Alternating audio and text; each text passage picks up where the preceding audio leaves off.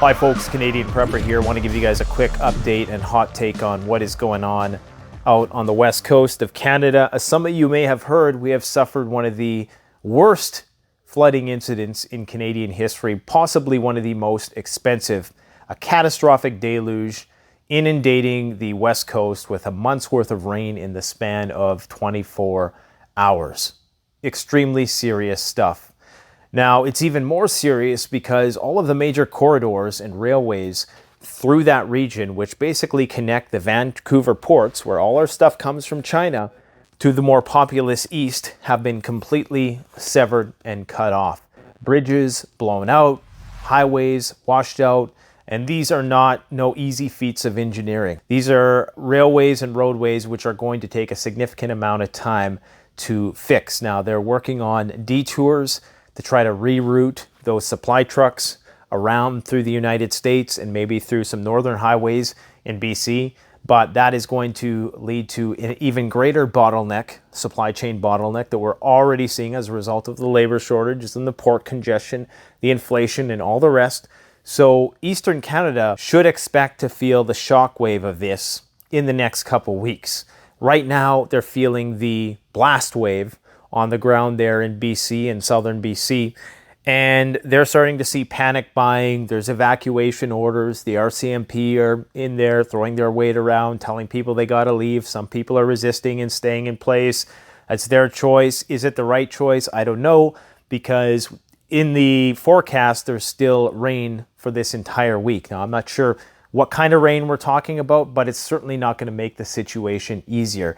They're calling this a once in a 500-year flood. Now, this is on the back of one of the hottest years on record, well, the hottest year on record, with the highest recorded temperature in all of Canadian history, which completely destroyed the previous record. It was around 50 degrees Celsius or something crazy like that. That's very high. I'm not sure what that translates into in Fahrenheit, probably 120 or something like that. But for Canada, that is catastrophically hot. And of course, the town where that was recorded in burned down shortly thereafter. This is on the back of record drought. So we're seeing these extremes, okay?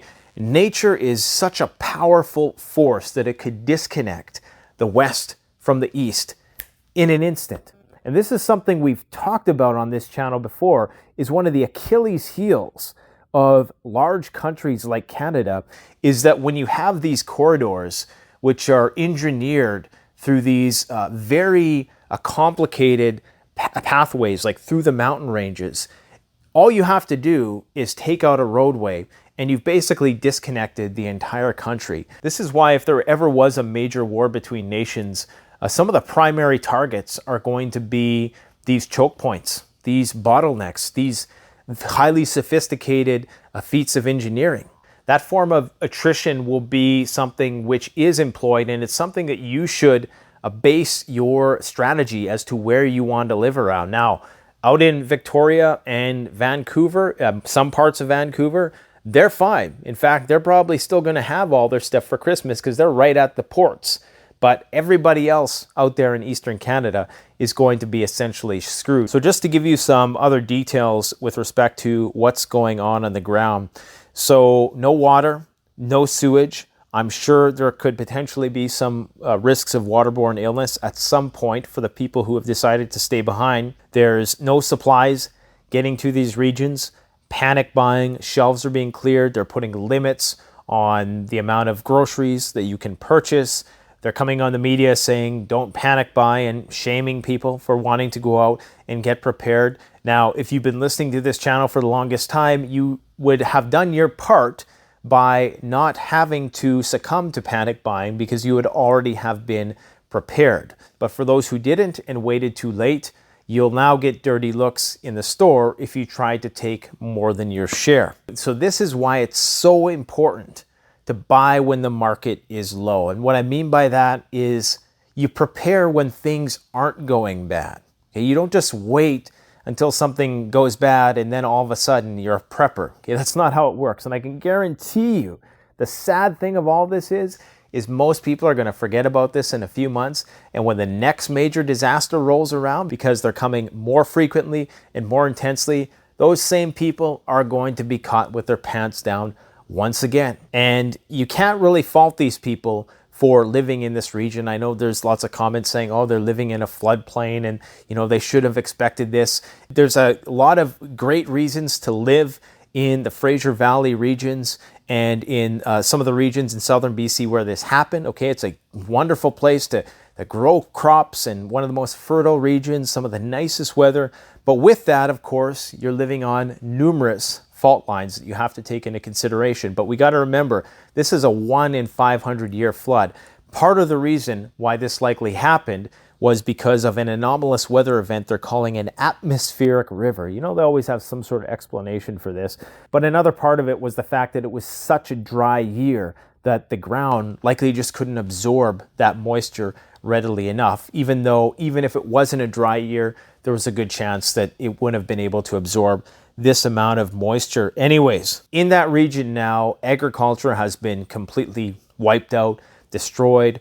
People are just trying to save their livestock right now.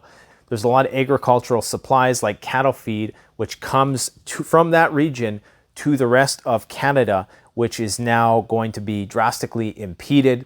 So that's why they're in such a panic to find these detours around these broken down bridges and highways so that they can get those farmers the stuff that they need. There's been electrical fires as a result of this, and all of this on the cusp of winter. So in some places that flooding turned to ice. So if you could imagine a flooded out place turning to ice, that is just absolutely unheard of. Merritt, BC was one of the places that I visited earlier in the year when I did my mini documentary on the droughts and the wildfires. Merritt has just had the worst of luck this year. They probably had the lowest air quality out of any Canadian city ever for a sustained period of time due to the crazy wildfires that were burning there this year.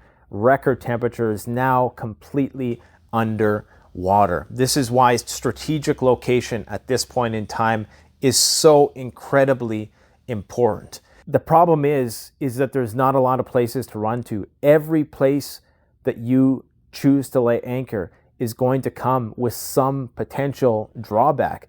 Out here where I live in the dead of winter, if that natural gas turns off, people are screwed. People are going to be doing whatever they can just to stay warm. That will be 23 hours of your day is finding a way to stay warm. Now, on the topic of supply shortages for Eastern and Western Canada, a significant amount of produce comes from that region, but usually in the summertime, I'm not really sure how that works. If there's a lot of processed stuff that comes out of there in the fall and in the winter, I presume that there probably is, that serves the rest of Eastern Canada. So that's going to be drastically impeded. I know myself with the store, CanadianPreparedness.com, a lot of our distributors are based out of BC. And basically they're telling me that, you know, we're not going to be able to get you stuff for likely until the highways are fixed or until there's a cost-effective detour around these blown out bridges and highways and railway systems. So this really has caught people off guard, but I don't think it's really sunk in for people out east yet what this means. And I would just encourage people not to panic buy, because if anything, we prepper channels, we are the ones who are preventing people from panic buying, because we're saying get your stuff before it hits the fan. There's a good chance that the majority of people who watch this channel are already prepared. You don't have to be a part of that panic buying problem. But I will say this, that shockwave of panic buying is going to creep out east. As the big box stores that are typically replenished by rail or by semi-truck are no longer having their regular shipments. So on top of the increase already in price due to inflation, on top of the port congestion bottleneck, Canadians are now going to have to deal with this.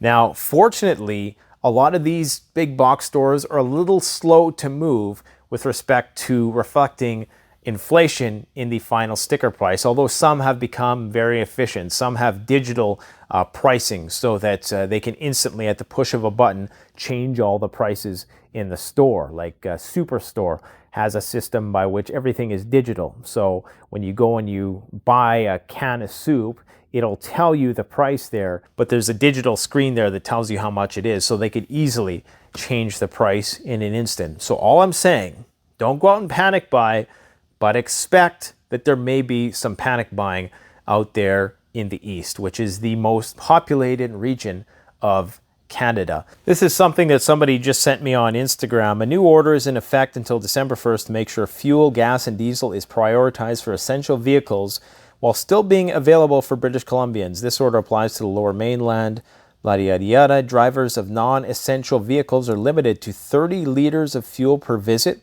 Commercial cardlock trucking gas stations are open to serve essential vehicles.